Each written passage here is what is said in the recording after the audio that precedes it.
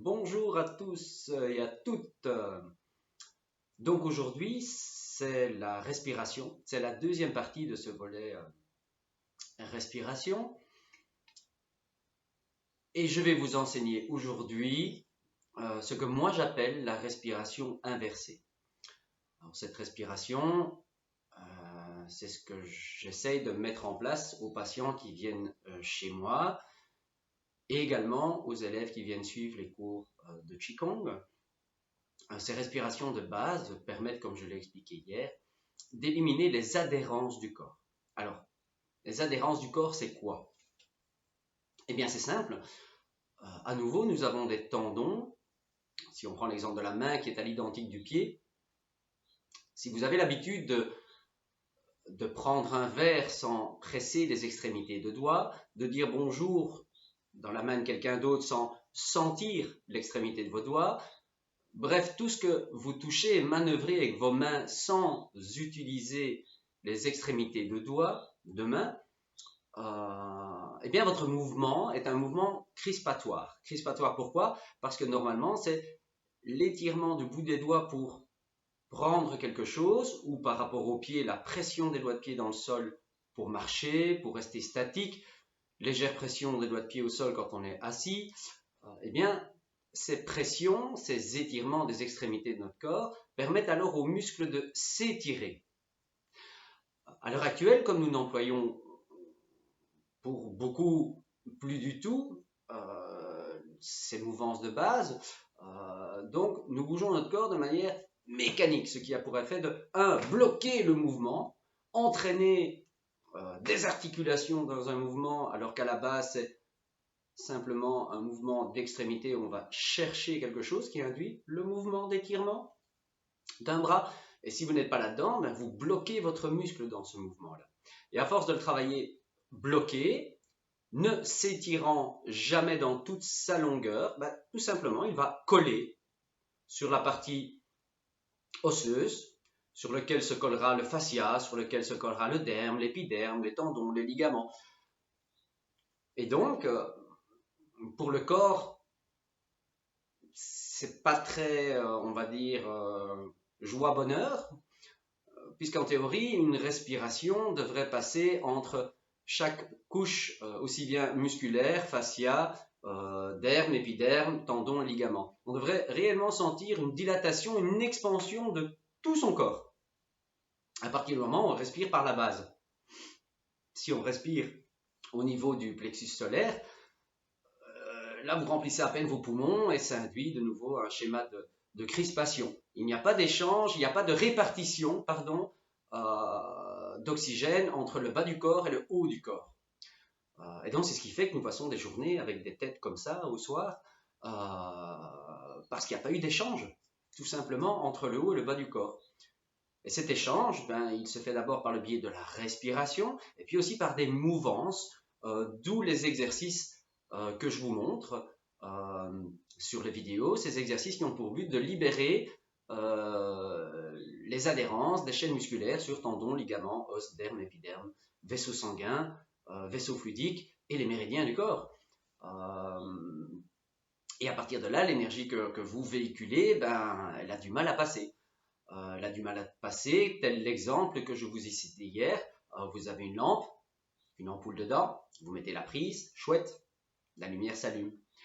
Prenez une pince et vous pressez le fil de cette lampe, et bien vous allez avoir la lumière qui va venir de manière plutôt saccadée ou qui s'éteindra, se réallumera.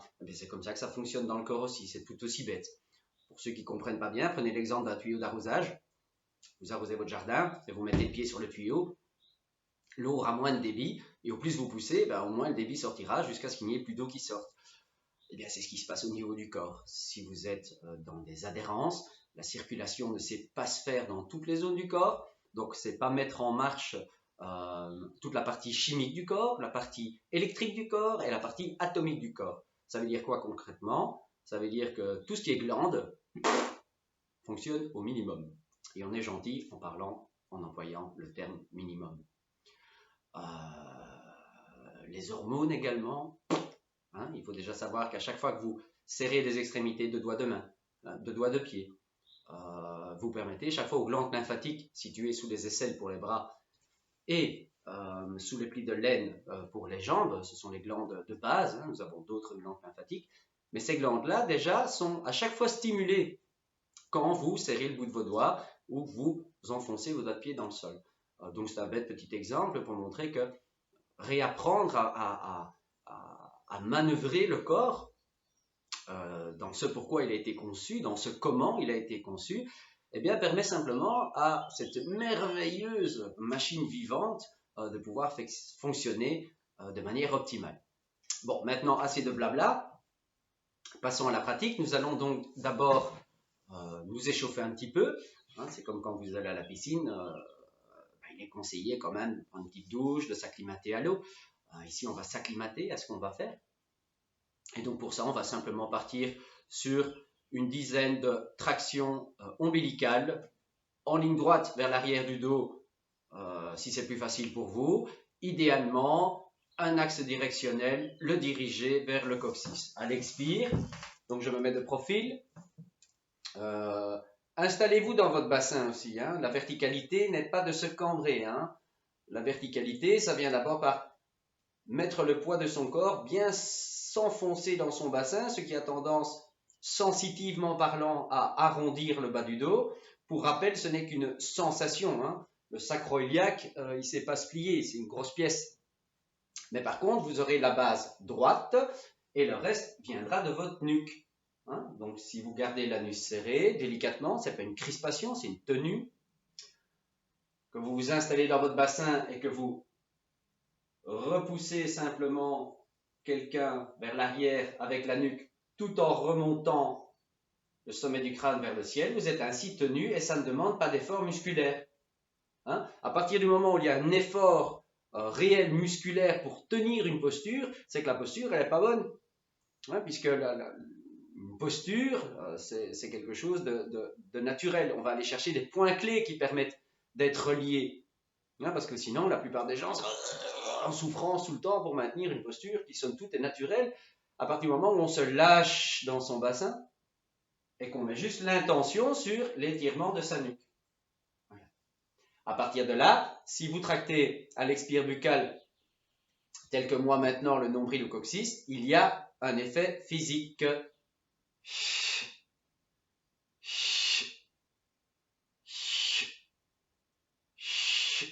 Voilà, le bas du dos a tendance à s'arrondir, donc au niveau des lombaires un peu plus haut. Votre bascule de bassin est accentuée. Et déjà là, tout simplement, vous musclez vos lombaires. Donc ça coûte pas cher, c'est gratuit pour ainsi dire, et vous le travaillez à partir de là où vous êtes, donc en respectant votre corps sans rien forcer.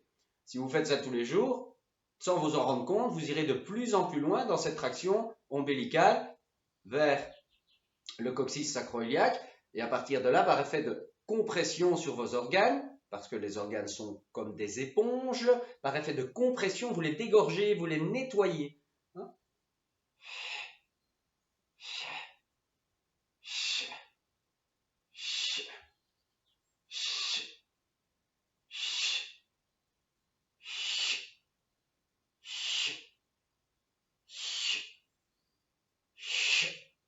Encore une fois. Puis nous remettons en place. Et à partir de là, nous allons essayer. Donc, je répète, nous ne mettons pas d'intention dans un mouvement squelettique, si je peux dire. Nous laissons simplement les organes se diriger, cette fois-ci latéralement sur la gauche, et le corps suit. Point barre.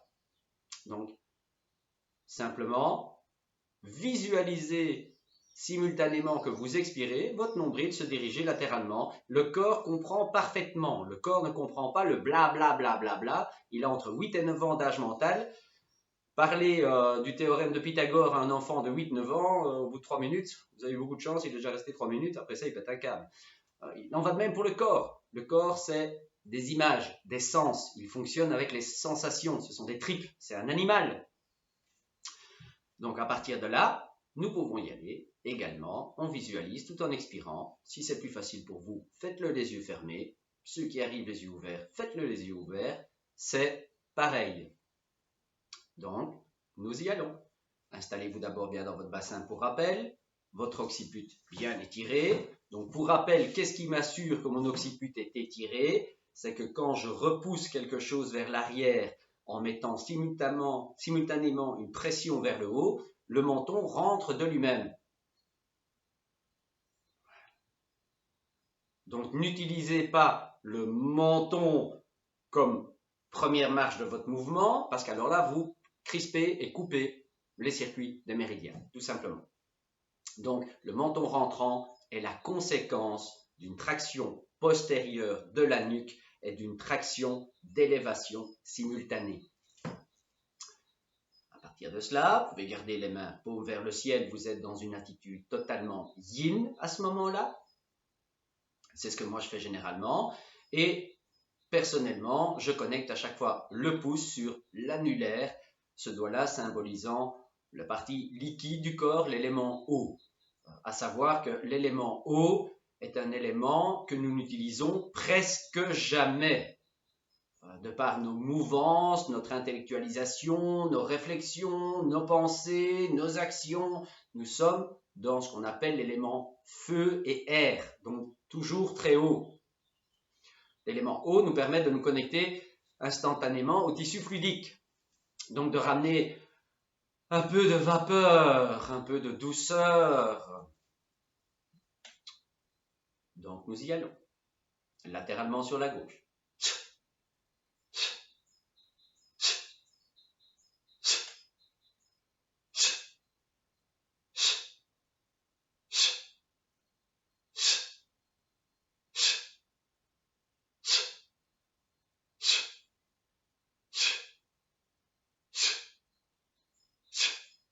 Encore une fois. Voilà. Donc le petit est à l'identique que si vous crachiez un pépin de raisin. Voilà, ce qu'on appelle un souffle, qui est directement en lien avec le bas-ventre. Donc l'anus serré, je rappelle, occiput étiré. Visualisons simultanément. Côté droit.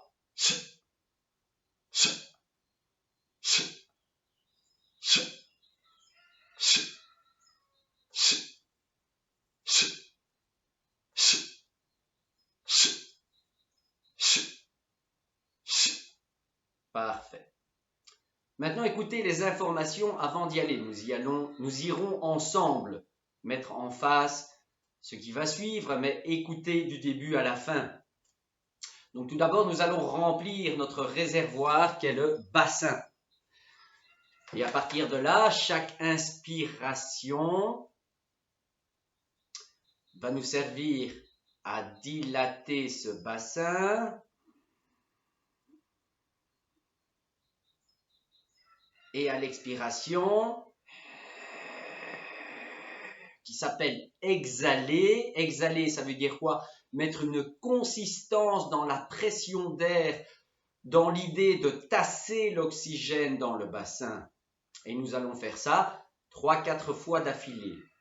Donc, 1, nous exhalons, expirer en mettant une pression pour presser l'oxygène dans le bassin avec un effet sensitif de dilatation simultanée au niveau des hanches, du pubis ou de l'anus.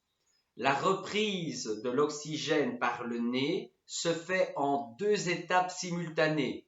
1, j'inspire, mais en inspirant avec la même force qu'on tirait une seringue à vide. Donc il y a une pression à mettre dedans comme si le nez tractait une charge.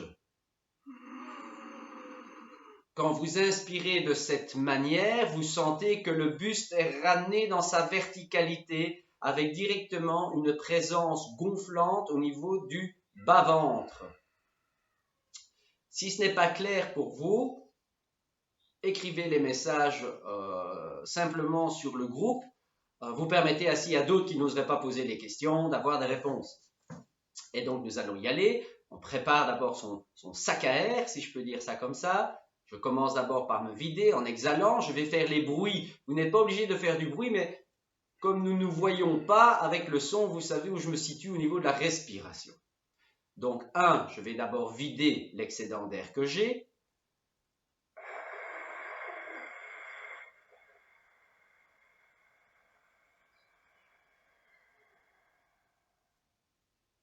2, sans me précipiter, je suis en apnée là. Sans me précipiter, j'inspire comme indiqué précédemment.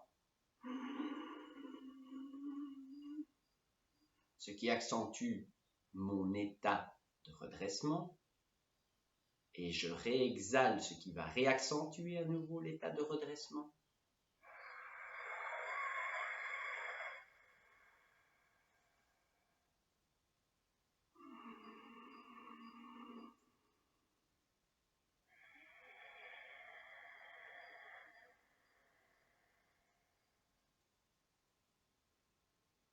Puis gardant l'anus serré, à l'inspire nasal, les yeux fermés, vous visualisez que quand vous inspirez, la pression d'air se dirige vers le coccyx et remonte le long de la colonne vertébrale jusqu'à l'occiput. Ne réfléchissez pas, le corps ne comprend rien. Ne vous posez aucune question, cela induit des crispations musculaires, nous sommes déjà assez crispés. Essayez peut-être de cultiver l'idée d'être juste sûr des sensations nouvelles qui pourraient surgir. Et tels des explorateurs, nous nous fondons tout simplement dans j'expire, j'inspire, j'expire, j'inspire. Qu'est-ce que je sens? Donc on va y aller ensemble, je me mets des profils, si ça peut aider, certains par l'image.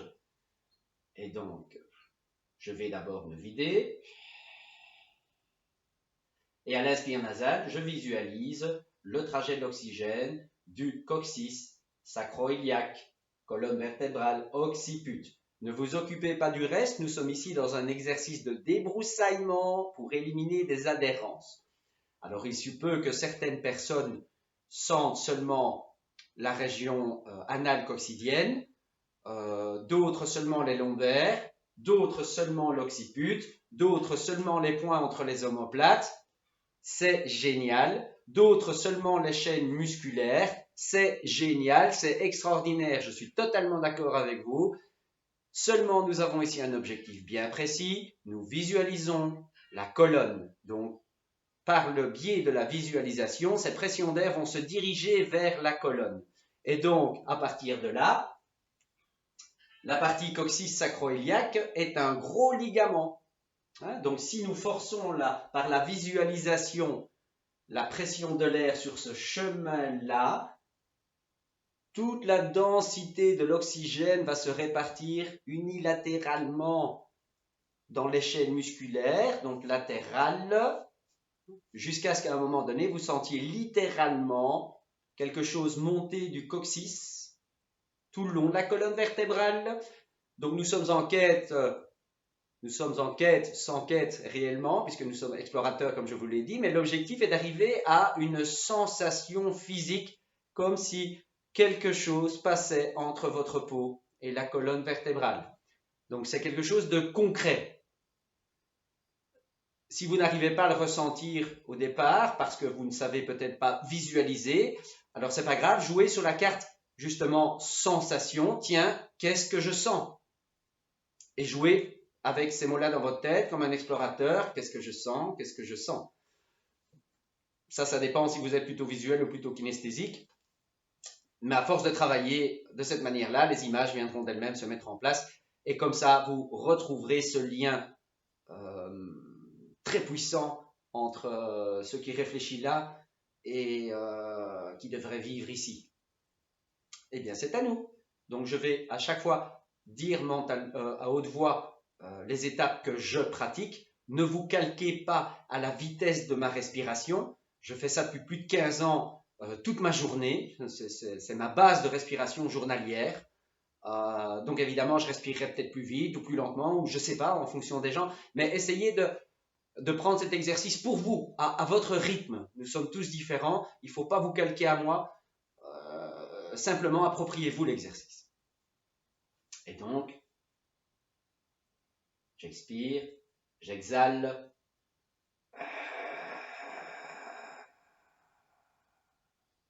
Et à l'inspire, je visualise la pression d'air montant.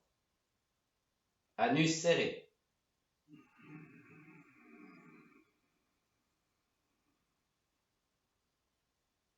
J'exhale.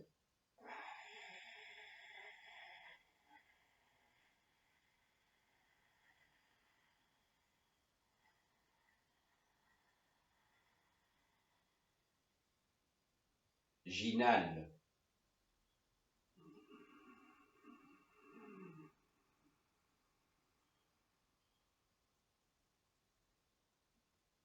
J'exhale.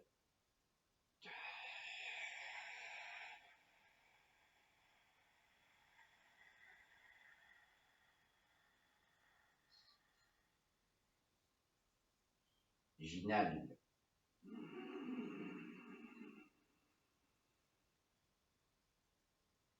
J'exhale.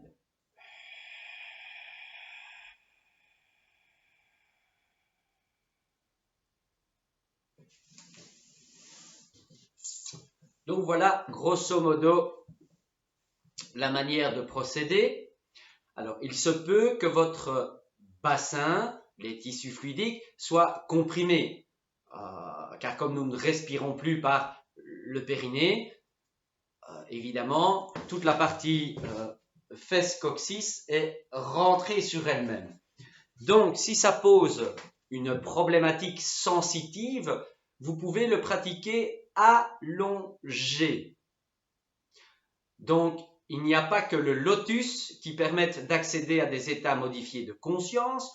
Le lotus appartient à, je vais dire, à un monde, on va dire, qui a la culture du lotus, qui a déjà un squelette différent d'une autre, où les rigidifications articulaires et ligamenteuses des genoux ainsi que les ligaments croisés sont 1000 fois plus souples que les nôtres. Donc, ne partez pas dans des postures de ouf où il faut 80% de conscience pour la maintenir et 20% de conscience pour travailler. Installez-vous tranquillement, sur une chaise, pied droit parallèle, légèrement plus écarté que les hanches, de manière à ce que les genoux rentrent naturellement. Et ça a pour effet de relâcher vos psoas. Si les psoas sont relâchés, le coccyx et le sacroiliaque sont relâchés. Tandis que si vous rapprochez vos genoux, je vais reculer la chaise comme ça vous voyez, donc si vous rapprochez les genoux trop près et qu'ils se lâchent tels quels, ce sont vos psoas qui portent le poids des cuisses. Donc pour rappel, vous pouvez prendre un plus grand espacement de manière à ce que naturellement les jambes soient plus induites à être de l'intérieur. Et à partir de là, ça relâche tout le bas. Si vous avez des problèmes avec l'assise, eh bien allongez-vous. Allongez-vous tranquillement sur un canapé, sur un lit. Ne vous cassez pas la tête avec tout ce que vous avez entendu sur les postures drastiques. Ça concerne une catégorie de gens ayant une discipline mentale, corporelle, émotionnelle, un tas de choses qui participent à un relâchement physique que nous n'avons pas. Et les effets seront pareils aux mêmes. Vous pouvez me croire à 100%. Je travaille avec des gens à pathologie, parfois de lourdes pathologies, et les sensations qu'ils me définissent dans toutes les techniques respiratoires que je vais vous apporter sont 1000 fois plus riches que ce que j'ai pu entendre de pratiquants de yoga, de tai chi, de qigong, de méditation accrue, de méditation pleine conscience. Je pense que le corps a cette faculté, à partir du moment où on lui permet de se lâcher en étant tenu, de gérer tout ce qu'il faut lui-même. De la même manière qu'il est capable de vous dire j'ai faim, je dois aller à la toilette, je suis fatigué, c'est pas votre tête qui vous dit tiens je suis fatigué, non, vos yeux sont on commence à bâiller, enfin, bref, laissez faire votre corps, il connaît. Si vous êtes couché, debout, ça peut se travailler même debout, il y a des personnes qui ressentent ça beaucoup mieux debout, donc debout, assise, couché, vous pouvez même vous coucher en biais latéralement sur le côté, mais alors sur le côté gauche, avec une main sur laquelle est reposée l'oreille, l'autre main en avant, la jambe gauche pliée légèrement fléchie vers le sol et la jambe droite la dépassant simplement. Donc c'est une posture de Qigong, je vais vous la montrer, ce sera plus clair que de parler. Donc j'espère que là je peux voir le sol, voilà. Et donc à partir de là, vous pouvez vous coucher simplement comme ceci. Voilà, comme ça vous me voyez bien, au sol ou avec un coussin, hein. Voilà. Et là, c'est tout aussi efficace. On est sur le côté gauche simplement pour avoir un travail sur le cœur. Donc, n'hésitez pas à tester ce qui vous convient le mieux. Voilà. Et pratiquez. Que votre tête que vos questionnements, que peut-être des inquiétudes de bien faire, pas bien faire, ne soient pas simplement le moteur à ne pas travailler. Ayez confiance en votre corps et ce que je vous enseigne, c'est ce qui permet à énormément de gens de sortir de nombre de pathologies. Donc allez-y, testez et voyez ce que ça vous apporte. Je vous souhaite une excellente journée et merci beaucoup de prendre le temps d'écouter et d'oser pratiquer.